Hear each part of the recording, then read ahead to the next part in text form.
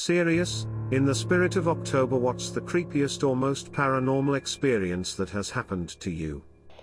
I used to get sleep paralysis plus hallucinations while I slept. It would be terrifying watching some dark creature open your door and slowly lurch towards you while you can't move or scream. I once had a very weird sleep paralysis. I already had 3 of them at AM, so was used to the thing, but I literally called my mom at 4 AM after that happened. So I was having a weird dream and it ended with me climbing on the roof of a little shack surrounded by wolves. Suddenly I feel that something pulls me up, like I'm levitating or don't know. I wake up in my room. For a moment it seems like I had a nightmare or something, then I open my eyes and see a something. It was a she, floats over me, and looks like a banshee. Google it. I can't move or even breathe, quite normal sleep paralysis so far. So I understand what's going on and kinda relax as I already had this kind of experience. I decide to calm down and wait until I wake up completely, but then its face just grows about 3 times and starts screaming, like in horror movies when there is no eyes, only black dots and sharp teeth. I feel scared, but the worst part was next. I understood that I am not asleep, but paralyzed, and that thing is pulling me out of my body. Like it felt like exorcism but vice versa. I felt like I am dying and thought it's now or never, somehow managed to resist it, finally was able to move my hand, move on my left side, and I fell asleep a moment later. I woke up some time later and realized that I was in a position of fell asleep after I moved my hand. Couldn't sleep for 5 hours, then called mom from another country, but fell asleep at 9 AM. A lot of things.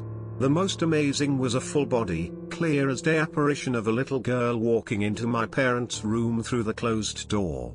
The thing that creeps me out is the fact that it didn't. My family has experienced a little girl spirit in this house since before I was born. It had been quite a few years since anyone experienced her, usually disembodied voice as well as pulling sheets or clothes, and when I saw her, it was just, hey, oh, there she is. That's nice. I used to work for a cleaning company, and one of the places they had me go to was a restaurant/church. It was surrounded by a graveyard, though to be fair I live 5 minutes away from that graveyard walking. Most of the time I'm cleaning in the very early morning, we're talking around 4 AM to 7 AM, I'm cleaning all by myself and no one who works there comes in until 9 AM. For the first 3 months it was fine and I wasn't feeling spooked or anything, though one day in early August I'm just going downstairs to put some supplies away when I'm hit with this sudden and intense feeling of danger, as if something was telling me I wasn't welcome there. It took every fiber of my being to not abandon my supplies and get the hell out of there. I completed my work, but I was very close to tears the whole time, since the unexplained fear just wouldn't leave until I was out of that building. From that point on I would get random attacks of fear, and eventually I started seeing a shadowy figure that would cause the motion detecting doors to open and close randomly and turn on the stereo in the kitchen at random hours for random intervals. I was able to find a better job and peace out as quick as I could, only training my replacement for one day, and refused to step foot in that place again. Last year I was at a friend's B-day party and a ghost followed me home. I had no idea until my mom told me that my 4-year-old brother saw a man and then went away. I used to hear a woman calling my name in my bedroom when I was a child. The house was extremely old, and could have possibly had previous deceased owners, but I never looked into it. Anyway, I could hear her voice coming from the same exact corner of the bedroom every time, and it was the corner my bed would sit in. I would also see the silhouette of a man standing in my backyard by our fence every single night. I never told anyone because the one single time I tried to tell my dad, he genuinely thought something was mentally wrong with me and almost threw me in an institution. Woke up the night before Halloween, I was 7, this was my first major hallucination. I look over my bed and see this bright glowing being walk across the room, but not noticing me since I was watching over the top bunk of my bed. I quickly hid from it, but could still see the light illuminating. I lay down to go to sleep afterwards. Hallucinations mostly.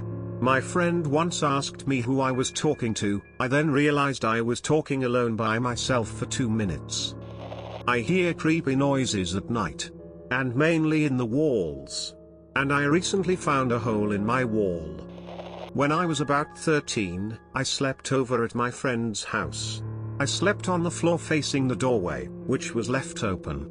At around 3 a.m., I woke up and swear I saw a ghastly apparition of a sobbing woman in a wedding dress floating down the hallway towards me, disappearing just before she reached the doorway. I eventually got back to sleep and chalked it up to a weird dream. A few days later, this same friend casually mentioned seeing the same ghost or spirit or whatever. I had never told him about my experience. I slept at his house innumerable times over the next few years, but never in that same room, and I never saw her again. I've had a few dreams that came true. Unfortunately never anything useful like lottery number, but once in high school had a dream I was walking down the empty halls of my school, except there was a woman in front of me who stopped and tipped her back backwards to where she was looking at me upside down. At the time I just thought it was weird until a couple of days later I get called to the office to pick something up. Halls are empty and then a woman rounds a corner carrying a large box. She starts to lose her grip on it, so she contorts herself in the same fashion as in my dream to gain leverage. She was a small woman, so she bent way back to where she was almost looking right back at me. Very weird, never seen anyone do that before or since, but it definitely made sense in the moment. I don't remember this happening, but my mom told me when I was small I used to talk to an imaginary friend in the corner of the bathroom. I apparently also gave them a name. Sure, imaginary friends are creepy, but most children have them. What's creepy though, is a few years later when my younger brother was able to talk, he stood in that exact corner and had a conversation with an imaginary friend he called Butterfly Boy. It might be a coincidence, not sure. I'm happy I have no recollection of this. Not exactly creepy, but inexplicable nonetheless. This is the story of the button. It happened on the 12th of December 2012. This has no actual relevance to the story. So my best friend and I are in class just being teenagers and not paying attention to the teacher when I notice that she's absent-mindedly playing with a red button. I ask her where she got it from and she just shrugs and continues playing with it. A few moments later, she drops the button and we both watch it hit the ground and disappear into one of the corners into which all lost items go. Basically, we tried looking for it for a good 5 minutes but we couldn't find it. My best friend shrugs again, and goes back to doodling in her book. Nearly 10 minutes pass and I look over to her and she's absent-mindedly playing with the same button. I ask her where and how she found it because, 1, I was convinced that it was lost forever, and 2, I didn't see her look under the desk for it again. She looks surprised at the button in her hands, turns to me and says that she had no idea where she got it from. She assured me that she didn't look for it and it just made its way back to her hand when she took a break from doodling. We even checked to see if it was the same red button. It was. It had dents in the same places. Now here's the kicker, because it was the end of the term, there weren't more than 10 people in the entire classroom and we were all sitting far apart, so the possibility of someone else getting it for us, and us not noticing that, was very slim.